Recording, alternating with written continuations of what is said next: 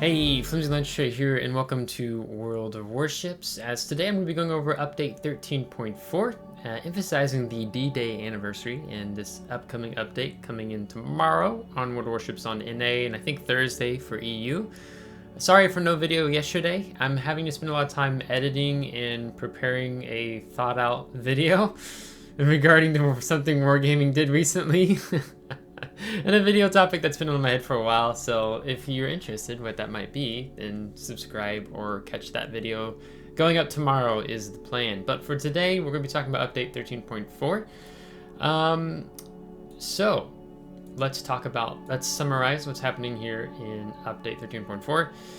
You will have the D-Day operations event. Azur Lane Wave 6 is coming back, so there'll probably a good number of people that may be pretty happy about that. Commonwealth cruisers finally leave early access, so you can grind this tech tree line for free. Clan Battle Season 25 Polar Bear. That's good. Okay, we'll talk about that when we get there. Ranked battles, Brawls, Armory, Warhammer 40k, balance changes, content additions and changes, other changes. I'll put the link to this article in the description below. So if you want to check out this video, then feel free to. You'll see a little bit about the D-Day operations, which is going to be a temporary operations event here in the game. But I'm pretty excited about it, to be honest. And I'm sure those who share in the love and aspirations of being historically oriented in terms of naval warfare also are going to be quite excited for this. So this is going off the D-Day, the 80 years ago back in June. The Allied forces undertook the largest amphibious operation in military history in honor of this incredible military operation. 3 new operations are coming to World of Warships and a new battle type, a new event battle type. First operation will be available in update 13.4, while the second and third operations will become available in update 13.5. Each operation will last for 2 weeks because Tier 5, or it will feature Tier 5 through 7 ships and accommodate up to 6 players in a division. The first and third operations include battleships, cruisers, and destroyers, while the second operation features German destroyers. If you don't own the required vessels to participate in this event, don't worry, we're providing rental ships for its duration. In the first operation, you'll command the Allied Vanguard spearheading the landings on Utah Beach. You'll have to fight through enemy naval forces and suppress coastal defenses to ensure the safe arrival of your landing craft. The D-Day operations, they only have 1 level of difficulty. Completing primary objective won't be the hardest part. However, we've brought back stars for completing additional missions for the duration of the D-Day events. Sort of like the operations, so you can get 5 stars in completing not only the primary objective, but also secondary objectives. Let's see. Each one unlocking as each new operation becomes available. Players will be able to obtain additional classified documents and words such as historical commanders, Robert, William Tennant, the Force of Liberation permanent camouflage for the Jervis, and invasion stripes for the Baltimore, and 4 new patches, as well as receiving signals DA containers by completing extra levels. In the first part of the reward track, you can obtain the following commander, Robert, with 6 gold points. Yeah, so is this the not a battle path? No, this says rewards. Okay, interesting. But there's your promo camos for Jervis, for Baltimore. Not too bad, kind of like that. I think I like that one more than the one on Jervis. Here's your patches they're bringing into the game. And this is a sneak peek of rewards. Event ends in 15 hours. Interesting. Yeah, so there's your battle type, where there it says Utah Beach. Classified documents. As part of the operations commemorating D-Day, we're introducing a special event called Classified Documents. These provide bonuses against specific enemy types, and they come in 3 different levels: confidential, secret, and top secret, with each level providing additional bonuses. So open this up and you can see they have New York here. Operation Neptune, yeah, they have just like some documents. Yeah, so kind of going over that. Do they give some more? Yeah, they're going to be giving that in a later update apparently. D-Day content additions. The temporary port has been added to the game. The D-Day banner import, or by selecting the D-Day battle type. Your previous port in the port selection window will not be affected by this change, and you can easily return it at any time. Okay, that was a little loud. I'll fix that. Hopefully that's better. Yeah, so then you're gonna have, yeah, I guess here's the port pictures. Kind of cool, kind of dark. Almost looks like a cyclone in the back distance. So this is cool. I do like this. I am very excited for this event. So they're gonna have some containers as well. Looks like they're gonna have both standard containers and premium containers. Yeah, D-Day containers and D-Day premium containers. And then may even drop a variety of premium vessels, including a few brand new ones. Really cool stuff there. So this event is going to start May 29th, so the end of the month, and it will end July 10th. So check that out. Moving on, Azur Lane Wave 6. So Wargaming does these, or World Warships does these collaborations with Azur Lane, so now it's coming back again. They do have a lot of commanders already, Azur Lane commanders in the game, but they're going to be joined by 5 newcomers with individual voiceovers. Shimakaze, the Aegir, Hornet, Queen Elizabeth, and Fuso. And then 3 new ships, Azur Lane Shimakaze, Azur Lane Aegir, and Azur Lane Hornet, as well as commemorative flags for the new ships. Additionally, 4 themed permanent camouflages for the Queen Elizabeth, Chapayev, Baltimore, and Fuso. Man, they're throwing a lot of permanent camouflages at Baltimore. As well as the new Azur Lane Ocean Guardians premium container will be added to the game. It's not all. It brings a new thematic event pass that features new content from the Azur Lane collaboration. Okay, this is the not a battle pass. So they're tying it in with Azur Lane. This is going to be from the 15th of May to the 12th of June, so this should be the entirety of the whole update. Let's see here. Among the special rewards of the first progression line, you'll be able to obtain Azur Lane containers and Azur Lane permanent camouflage for Queen Elizabeth, plus Commander Queen Elizabeth with an individual voiceover and 10 skill points. After completing the initial 20 levels, you receive 1x more signals container for each extra level completed. Then the second progression line, which can be unlocked for 2,500 doubloons. After unlocking it, each level of both progression lines can be completed simultaneously, either by completing missions or purchasing each level for 1,000 doubloons. The progression line holds various rewards, including Commander Fuso with an individual voiceover and 10 skill points, a bonus package for Tier 8 ships, Azur Lane permanent camouflages for Fuso, Baltimore, and Chapayev, and Azur Lane Siren permanent camouflages. After completing the initial 20 levels, you earn 1x rare bonuses container for each extra level. There you go. Yeah, well, there you go. So if you like Azur Lane, I do have a few Azur Lane commanders myself, but that's really about it. I find their voiceovers quite funny in battle. Commonwealth cruisers leave early access. I won't spend a lot of time on this, but I'm excited to finally be able to grind up this line. So they're quite unique ships with between 52mm guns to 203mm guns with a crawling smoke generator, if I remember that correctly, in addition to having some marine surveillance. Yeah, with improved range and additional charges, but each bomb deals less damage, depth charge airstrikes. Yeah, so that is neat to see. So then we can see, you know, through here. I think I'm all the way up to, yeah, Uganda. I got that. I think I have Uganda, but then to grind Auckland and counter in Cerberus. Clan Battle Season 25 Polar Bear. Guys, this one's going to be a bit of a mess up on Wargaming's part. I'm going to go ahead and say it now. Maybe I'm completely wrong, but I know clans that aren't going to participate in this Clan Battle Season, and no one in our NA clan, and I don't know if we've talked about in our EU clan, are really looking forward to this. They're doing a shorter season this time. That's not the reason why there's not some clans are seeking not to participate in this. But they've heard some feedback that players want clan battles to feel a bit more fresh and exciting, and we're totally up for exploring new approaches to them. So it'll be kind of interesting what They could point maybe a little more specific on that, but okay. Because as far as we know, Wargaming could just be saying this just because they want to do something new. But who knows? As part of this, we want to test out a feature that could positively shake up the game mode, support consumables. Now, support consumables, if you've been playing the game lately and you played the Pinata event battle type, basically it's that. These support consumables are going to be coming into clan battles season, and really not looking forward to that. Format is a 7 versus 7, tier 10 ships, no submarines or aircraft carriers permitted, maximum of 2 battleships per team.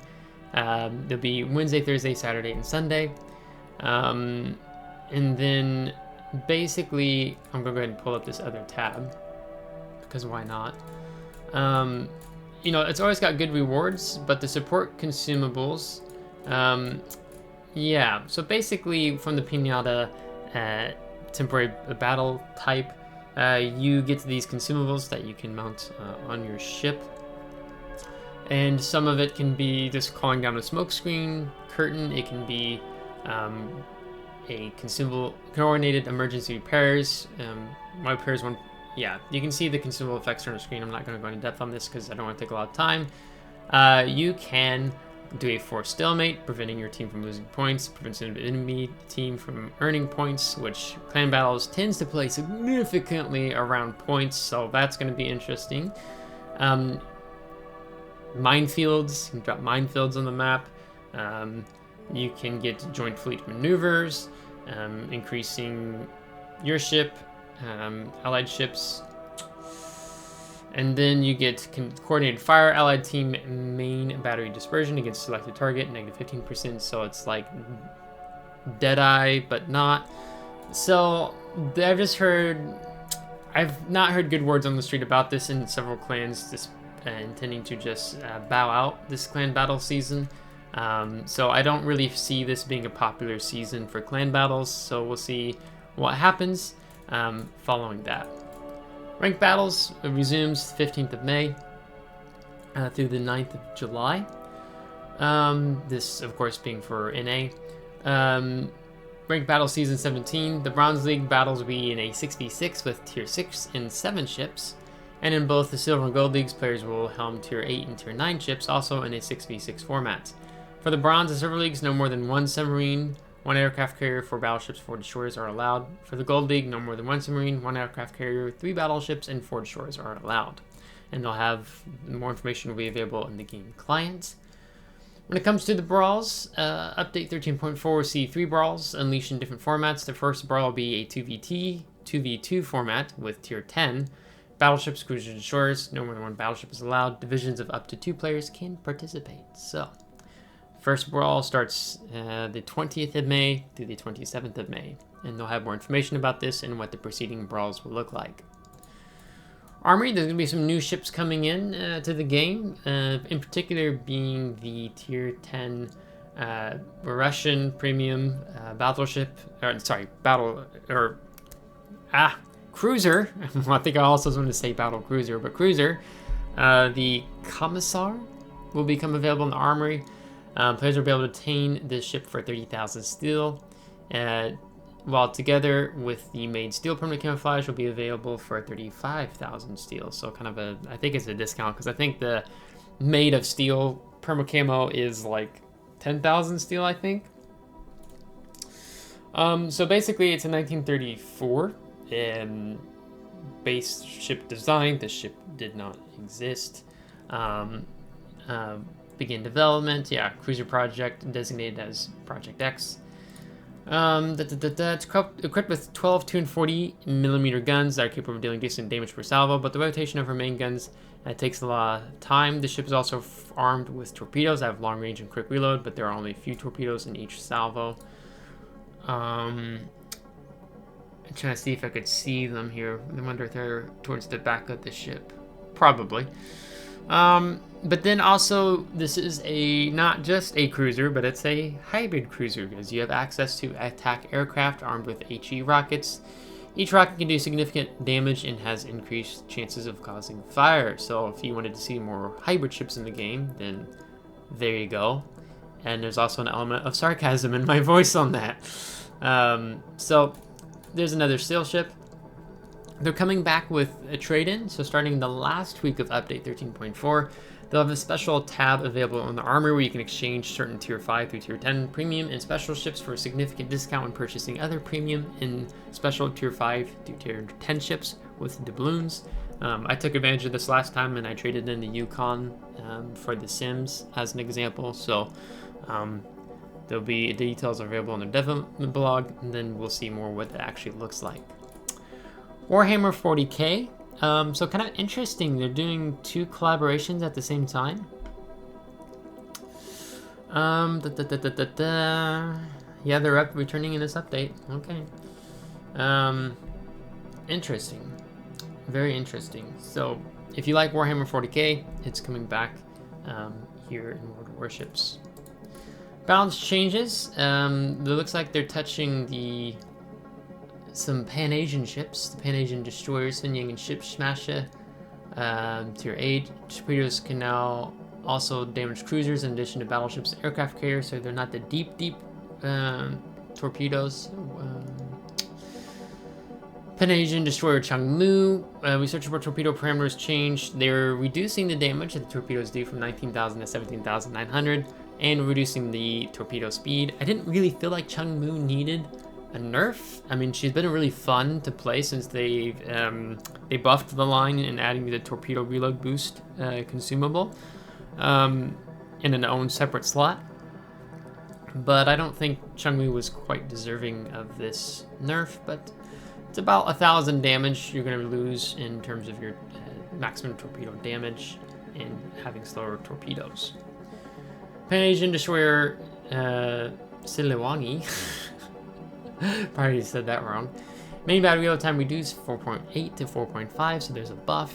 Japanese cruiser Yodo is getting a buff. Very much needed. Any buff would probably help the ship. They're changing the parameters of the high explosive shells, where they're increasing the damage from 2,500 to 2,850, and fire starting chances increase from 10 to 12%.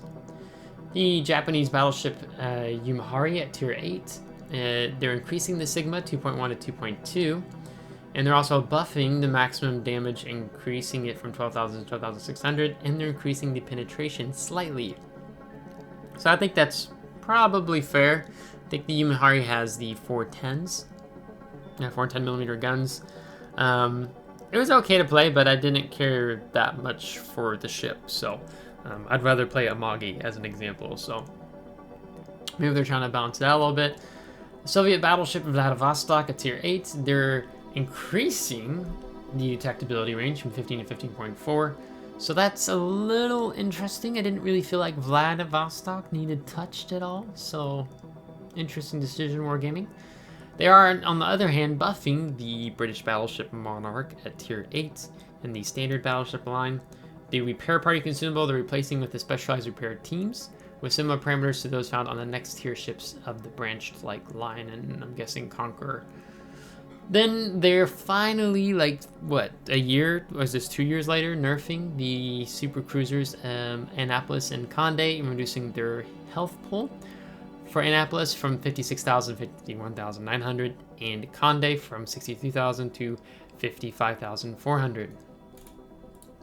Content additions and changes. They're bringing 2 new commanders in, Sir John Vincent and Dragon Boat Racer. A Good Luck Kite Flag, a Viscount of Victory permanent camouflage for the St. Vincent. Maine has been added to the tech tree and will be available to all players. Super American battleship. Also, they're updating contents of the Commonwealth Team Premium containers. As we previously mentioned, we're removing Commonwealth tokens and replacing them with credits. You can check the container contents in the game clients. So there's your St. Vincent camouflage. It actually looks super similar to the one on... was it Colorado or West Virginia? They had kind of similar to this. It looked like you had like little battleship slots, like cannon slots on the side of the ship. And then there's your main.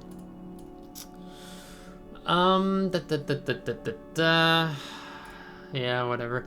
Future changes in update 13.5. The Picnic of the Sea containers contents will be changed.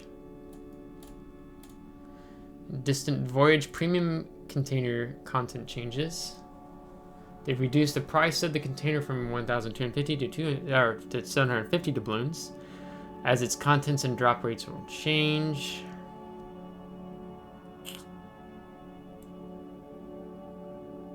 Okay, I don't know what it was before. Wings of Freedom container changes.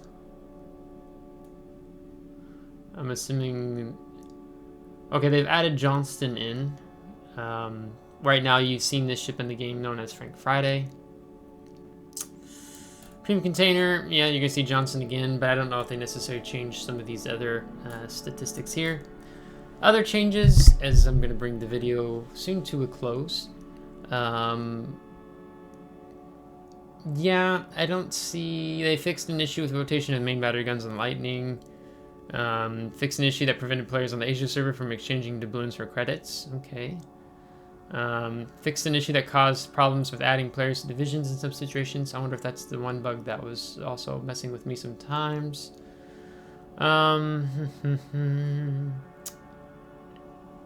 Yeah.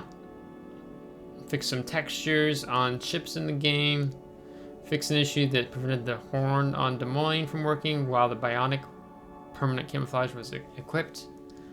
I wonder if that's been the thing for like a long time. Don't know. Yeah, so all said and done, I think overall excited for this update. I think probably least excited about would be the clan battle season. Typically in the summer I try to help my clan on NA, and I live in Norway. A bit of a time difference as I started out living in America, now living in Norway. So I did try to help them when I could with summer holiday, but yeah, this isn't, that's not looking fun to be participating in at all. So, also, please note that probably at the beginning of the article, there'll be the 1 day of Warships premium accounts. But let me know your thoughts on the update below as we're going to bring this video to a close. If you liked today's video, give it a thumbs up. If you didn't, give it a thumbs down. Subscribe if you do want to see more. If you are subscribed, thanks so much. I really appreciate it. And thank you, as always, to my Patreon supporters. Until next time, take care.